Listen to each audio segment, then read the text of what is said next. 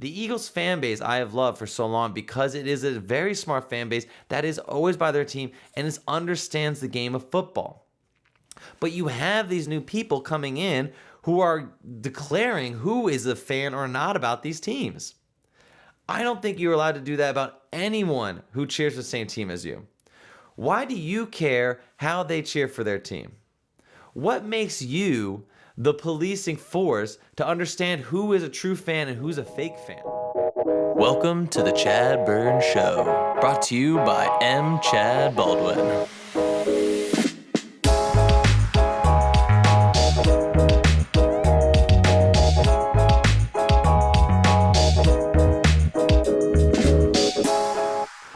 Welcome to the ChadBurn Show. I am your host, M. ChadBurn Baldwin. And as always, running the behind the scenes, the amazing, the incredible, our producer, Julien Renvoise. What up, Julien? Julian's in the house. Well, folks, we're going through another week, another episode of the ChadBurn Show. It is my pleasure to be here to discuss all things sports with a focus on Philadelphia Eagles. For our show this week, I think our focus is going to be really around a few things. One, the big news of the Gerrit Cole signing by the New York Yankees, a monumental contract that's going to redefine, in my opinion, the paying out of pitchers and maybe the value of pitching versus the infield skill players. And we're also going to do a little dive into a term that I detest in sports, the worst term that people continue to use in the era of fandom. And so I will go into further in that. So we'll do a little Gerrit Cole baseball. We'll do a little talking about terminology and fandom. And then, of course, we'll end with our recurring segment of the burn list and hit some people this week that need a little talking to.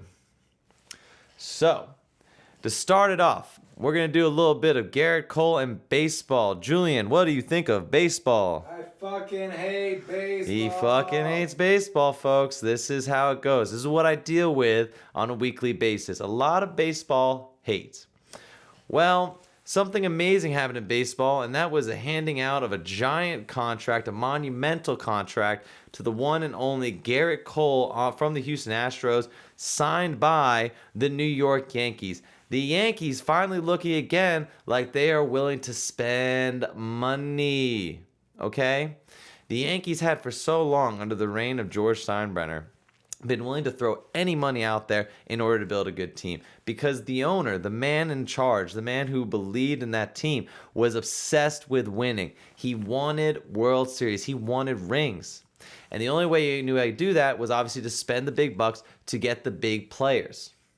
What we've seen since George Steinbrenner has left and his son has taken over, Hank Steinbrenner, I believe the name is a little more trepidation, I'd say, when it comes to paying.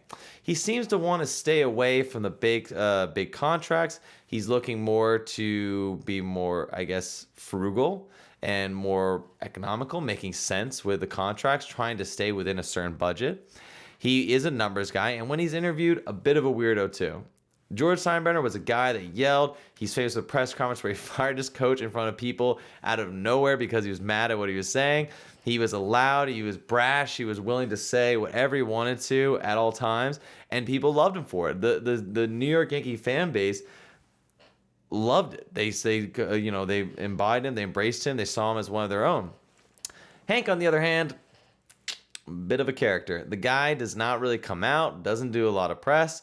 You don't really see him. When you do, he's a bit awkward, he's nerdy, and not like it's a bad thing. Like, he has been running the team pretty well.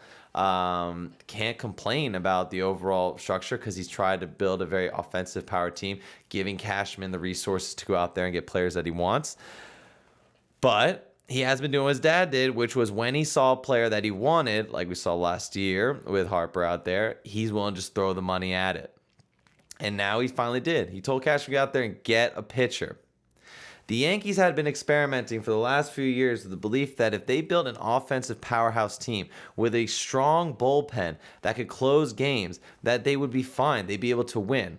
And they won a lot of regular season games. But when it came down to the playoffs, it didn't work. Offense goes a long way, but when you get to the playoffs, you're facing teams that have also built up a strong offensive lineup. And yes, the bullpen was incredible, historically incredible. So all you needed was your starting pitchers to maybe get to the 5th, 6th inning if they could, and you could close it out with Betances, with Chapman, with Britton, with Chad Green, with Ottavino. These were all in the bullpen at your beck and call for the second any of the starters started slipping. And again, the offense was legendary last few years. We've had more offensive production on these teams than we've seen in decades. It really is impressive. But when it comes down to it, pitching wins championships. The Astros prove that. We've seen it countless times when the Red Sox have won their World Series run. It was an offensive defensive combination. The Astros have been winning it always on pitching and steady hitting that brings in runs but is not going to, blow you out constantly. So the Yankees thought they could get by, and they finally realized that they're going to need a star pitcher. So what do? They go out and they throw $324 million over 9 years to Gerrit Cole. $36 million per year. Highest contract paid to a pitcher. And it's even more than what they paid out to, I think it was more by almost $20 million to Bryce Harper last season. So you have finally the people making the $300 million for pitchers. Now, I had some issues with this, and I had a few debates with other Yankee fans about this kind of contract. Because in my opinion, putting that much money to pitcher makes not that much sense. Because the idea that the pitcher is going to play less games than a skill player, that the pitcher is going to not be there all season, is really only called in, every 4 or 5 games if you have a strong rotation, and then in the playoffs, maybe every 3 to 4 games. So, in my opinion, it seemed that you would still pay him a lot, but you wouldn't start paying them over than skill players. However, as this league has shown and the skill in pitching has gotten better, pitching is vital to a success of an organization. Because while there was the era of the home run slugging when you had the steroids and the juicing and everything and the HGH, and the balls were being hit and you really need an offensive team, and pitching was obviously important but was taking a backseat, in this era, pitching is dominating. And pitching's better than it's ever been before. I mean, if you see Gerrit Cole, his 4-seam fastball is nasty. And that's what's brought him a lot of success. So they obviously are switching to the strategy that the league has embraced, which is that you need strong defense, you need strong pitching. And by signing Gerrit Cole, the Yankees have now automatically become the World Series favorites. I mean, they're throwing a lineup out there of Gerrit Cole, Tanaka, Paxton, Severino, and Happ. They were already winning over 100 games last year with Severino, Paxton, Tanaka, and Happ. So they had a good core and winning over 100 games. Now you throw Cole into that. How many more wins do you get? Astros had 111. I don't see why the Yankees can't get 115, 120.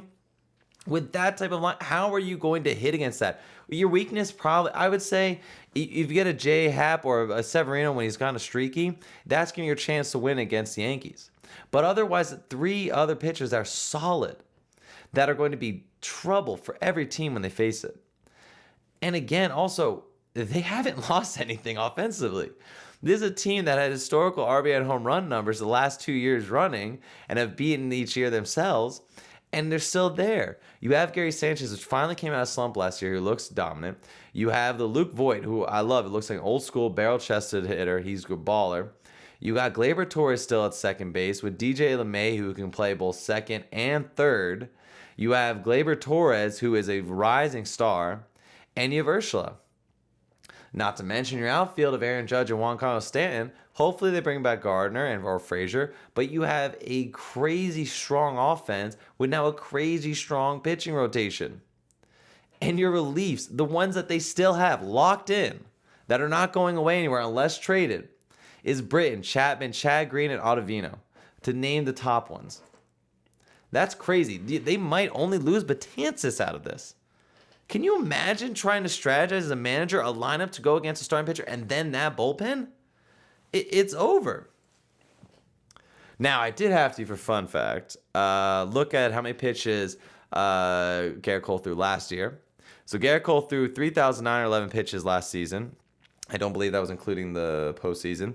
But Julian, because I said this number the other day, I know. No, exactly, true. True, you would not know. That's a very good point. I know you're a huge fan of this. I've literally zoned out for the past half hour. It's fine. That's okay. There's people out there that care. So 3,911 pitches, Julian. This is I told you the other night. I looked this up. Take that in his contract. If he were to throw near 3,900 pitches again this season coming up, every pitch, you have his $36 million a year, would be $9,204 per pitch, Julian. Right. Every pitch he throws is not worth $9,000. Nobody gives a fuck. Yeah, but you would if you were getting paid that. Yeah, okay. Come on, let's be real here. That's crazy money. Especially for baseball. Nah, well, whatever, man. No cap. People can pay what they want. They're going to set the market. The market has now been set for, if you're a valuable player, the market has been set for over $300 million. I know, it's crazy, but that's what you're getting at. You're getting these contracts that are giving out players over $30 million a year. That's what we're facing. And I mean, granted, look, it's not my money. It's the Yankees' money. They can do whatever they want with it. The Phillies spent their money last year. They went out and got Bryce Harper. Who gives a crap? It's their money. So I'm going to go ahead and throw you a curveball here. Pun intended. Are these teams profitable? Is it profitable for them? Because like in soccer, that's been happening a lot. But that's been happening, and that we've seen that increase. But teams have become profitable again. Are they profitable in baseball? That's a really good question. I did not look at their numbers on that. I think yes, in some franchises they are. But you have other franchises where you had, for example, the Yankees, which, yes, the Yankees bring in probably the highest amount of money for any team for like fans and viewers. Their tickets are more expensive. They upgrade their stadium, so they're getting more money at concessions. With these types of contracts, I don't know. That's a very good question. I might look that up for next show. But I know that for a while, the Yankees weren't profitable, and George Steinbrenner was willing to throw it out there because he just had the money. Right. Because all right, if you're a billionaire, right? You have this team right there. If you're in the red by maybe a couple 100,000, yeah, that's nothing to you. That's fine. Yeah. You're okay with it. So I think it's only when they got into the red of millions, and I think when his son took over, that was the situation they're in, and they restructured it and paid big contracts because they wanted to get back up to being only slightly under red. I would be curious to see though, but again, $36 million a year, $9,000 per pitch he throws out. If they do become profitable next year, it'd be the greatest fan base show out for sure. Like that'd be insane. Oh, baseball, the money spent, man. This is crazy. And now we're gonna have pitchers going to get over $300 million every time they are good. Insane. Well, now that we've kind of rambled on about baseball, Julian's favorite segment, I am now going to move on to a term that I really has been irking me this season, especially with the Eagles. The term I'm referring to is fake fans. Fake fans. Sorry, as my chair squeaks around as I move too much. The fake fans is a term people like to throw out when someone doesn't agree with them on the direction of the team. You have people that are so fanatically crazy about the Eagles that the second you no longer either back them, or if you're someone that sees the writing on the wall and there's people that are crazy back them, you use the term to defend your position or your thinking. Let's be clear. The definition of a fan is a person who has a strong interest and or admiration of a particular person or thing. It does not mean you have to be part of a cult. The Eagles fan base I have loved for so long because it is a very smart fan base that is always by their team and understands the game of football. But you have these new people coming in who are declaring who is a fan or not about these teams. I don't think you're allowed to do that about anyone who cheers for the same team as you. Why do you care how they cheer for their team? What makes you the policing force to understand who is a true fan and who's a fake fan? If they're cheering for your team, why are you upset about it? Are you that insecure that the second someone has a different opinion of you in the game of your team that you instantly have to degrade them by saying they're not a true fan?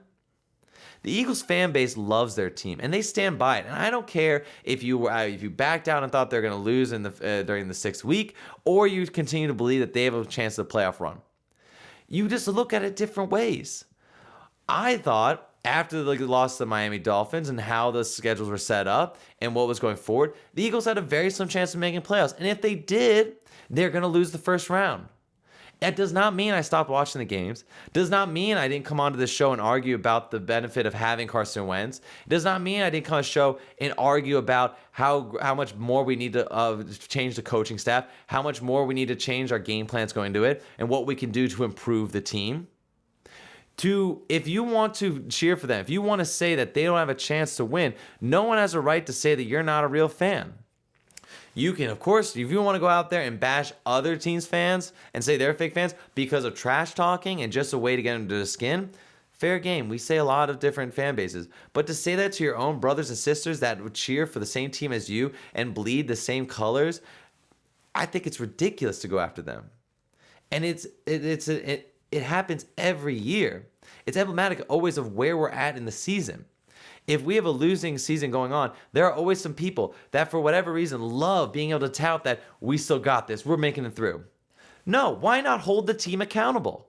Why not say, hey, this team has been playing like crap, and this team needs to get better.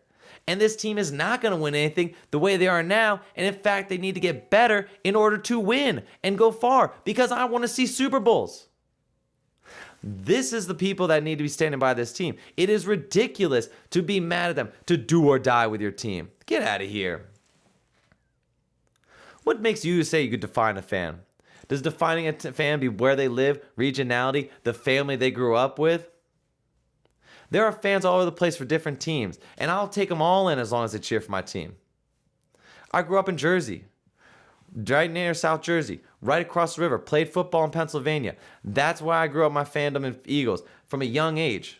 I didn't go with my family. I have fans and my family members that were the Jets fans. I have family members that live in Boston. They go with them, but I went with my regionality, and that defined me because that's who I am, and I wanted to stand by the Eagles, and I've been with them the whole time. But I'm allowed to go out there and say they're not going to do well. And in fact, I can also say they still can make the playoffs. And I can hear someone say that they're going to do bad. And I can still say, hey, I believe with a couple more wins, we have a chance to maybe get out of the first round. And neither of us are bad fans. Neither of us are worse fans for it. The term fake fans needs to stop. We just need to talk about fandom as a whole. Some people have depressing outlooks on things. Some people just don't see the light. Some people are uber positive. And all they'll ever do is say, well, the few changes here could have made this and that. And they'll be happy about that. But not everyone is cut from the same cloth. We as Eagles fans need to stick by our people, need to stick by brothers and sisters, those in arms who have been trying to get there with the team, who have suffered through the years when we've been bad, through the Chip Kelly era, through the constant losses in the NFC championships in the early 2000s, to then the glory of winning the championship and being able to say we as fans have got to witness that. Okay? This is just, we are an Eagles family.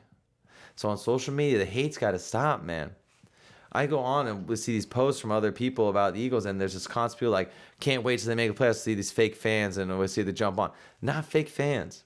I agree. I do think it's a little weak if you're going to stop listening to your fans just because, you're not going to watch the team just because they're playing bad. I think if you do love the team, you would watch them no matter what. I can understand that being upset, but I'm not calling you fake. I'm just going to say, hey, man, stand by your team. Give them support. I think it's just BS to call it this. You want to do trash talk? Fine. But leave your fellow Eagle fans out of it, okay? It's ridiculous. We're all here cheering for the same team. We all love it. I mean, that's what it's about. It's about cheering, having fun, following the sport that we grew up with, loving so much, seeing the people that, represent what in our minds means a sports family. I mean, this is the sports greatness. This is why we're driven by it. This is why we do the things we do for these teams. Why we spend money on tickets, man. This is what we do for them. So we gotta love it. Buy this merch, man, because I love these colors. I love Eagle green, man. This is Eagles for me, all the time. So that's all I gotta say about that. It was just some bug irking me. I kept seeing it. I thought this is ridiculous. We can't be doing this to each other. we've had a rough season. The last thing we need is to be going at each other. I know sometimes the rough season is what causes this animosity towards each of us, but pull it back, guys, okay? We got a chance. We're going to probably make the playoffs now. Knock on wood. We got the wood all over the place. Knock on wood. Cowboys aren't looking great. We could possibly beat the Redskins. We had a great comeback victory in the Giants. I haven't even talked about the Giants yet just because this is irking me. But the fact we had a great comeback win there, it's amazing. All right, so let's stick to it. Let's see what we got. Let's be ready for the rest of the season, okay? Everyone on your other teams, same message to everyone else, all the other fandom, okay? Support your brothers and sisters in this, okay? Now, folks, now we got through that. We got through our first 2 segments of the show. It is time for the ChadBurn Show Burn List. Now, there are a few things, and I wrote these kind of quick, a couple different topics that I want to talk about. It's going to be a little more off the top of the noggin, a little more off the chest.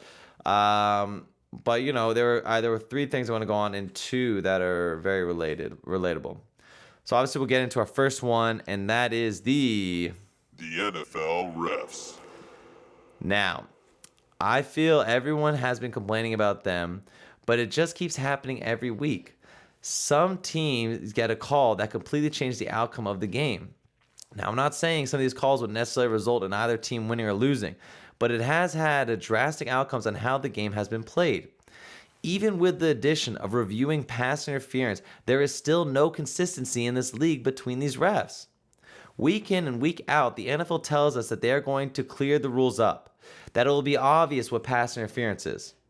Can anyone listening right now tell me exactly what is and isn't pass interference based on these stupid rules?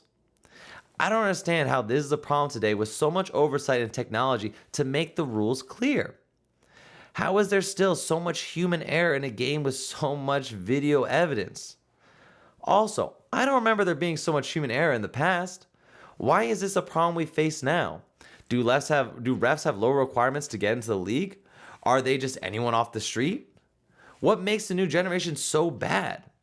NFL, you got to get your shit together. And however, a referee group that is paid well enough to make them care and dedicated to the game. Allow them specific training and years of practice for letting them onto the field so we know they are qualified. There needs to be a precedent on who enters and how they are compensated and trained. You need to start attracting the best talent, otherwise viewers will leave. And I think that does have to do with the pay they're getting. No one wants a game decided by a ref, so step up and fix it, NFL. This has been bad all year. My ChadBurn goes to the NFL refs, so they get ChadBurn.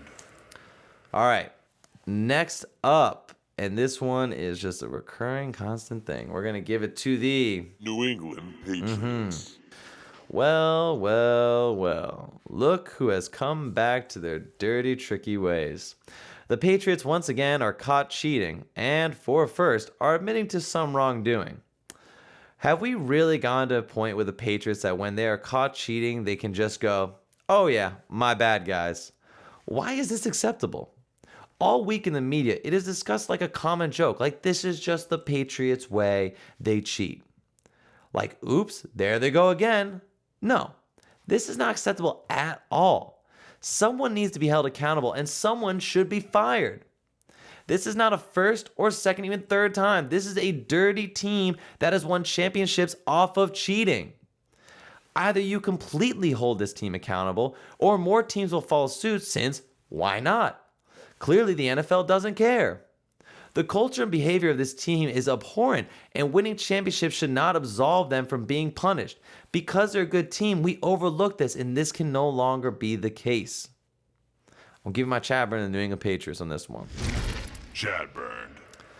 And finally, sticking with New England, my next burn list goes to Patriot fans. What have I said in the past? The kids, they taught the kid it passing. You know what it along. fan base is actually done worse thing? The Patriots. Their fan last year threw a beer at one of the players they went in the end zone. Okay, Patriot fans are some of the worst fans in football. It was revealed after the last game that security had to get involved and help out Mahomes' girlfriend because of horrible things the fans were saying to her. This, mixed with the throwing the beer at a player last year and the complete vitriol they spew at opposing teams, I wonder why the media keeps pinning the Eagles as the worst fans. Oh, right. Because it's easy. Because we were not a winning team. Because the Patriots are seen as holier than thou. Because they have all these championships. Because they have Tom Brady. Because they have Bill Belichick. Get the hell out of here. Winning doesn't make you a classier fan base. And I get it. All fans deep down are assholes. And in most cases have been dicks to opposing fans. I have to a lot of Cowboys fans. But as long as the Eagles are described by, especially by Boston fans, we don't get ever hear it from them, as horrible cretins, then I will not let up on my disgust of those fans and how they treat others as well. Either we are all on the same level, all on the dirty, grindy, fan-based fighting level, and you wake up and realize that, or we're going to continue to try and go after the Patriots fans and take them down a notch ourselves. Patriots fans, your time is up. ChadBurn. Now that was our final segment of the show, the ChadBurn burn list. We're going after, obviously, the NFL refs, the New England Patriots, and the Patriot fans. We got to talk a lot today about the baseball and Gerrit Cole and the wonderful $324 million contract signed to him. Got to talk about some terminology that I felt needed to be out and air, some grievances I had with fake fandom, and finally ending up with some of the fan bases we don't like to talk about. I think it's been a fun show. I hope we got the things that you all found interesting and got excited about. I know I got riled up a couple times in there. I want to thank everyone that's listening in, everyone that's been a participant with the show, the different shout-outs we've been getting. The love has been incredible. I want to appreciate everyone that's been checking out the show and listening in. Thank you again for all comments on the swag. Yes, I know. Jacket's nice. Continue to be wearing it for the show.